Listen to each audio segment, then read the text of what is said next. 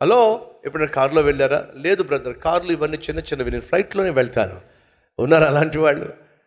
అడుగుతున్నా, కారులో మీరు ప్రయాణం చేస్తున్నప్పుడు ఫ్రంట్ పెద్ద అద్దం కనిపిస్తుంది, దానిపైన చిన్న అద్దం ఉంటుంది. ఏ అద్దం అది?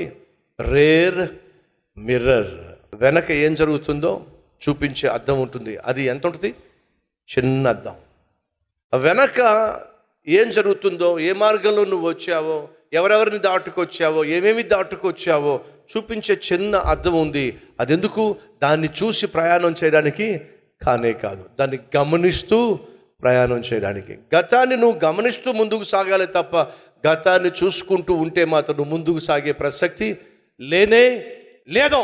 గతంలో నీకు చేదు అనుభవాలు నువ్వు ఎదుర్కొని ఉండొచ్చు, అందరి చేత అసహించుకొని పడి ఉండొచ్చు, అందరి చేత నలిపివేయబడి ఉండొచ్చు, అందరి చేత మోసగించబడి ఉండొచ్చు, అందరి చేత దగా చేయబడి ఉండొచ్చు, నిందించబడి ఉండొచ్చు. అది గతం.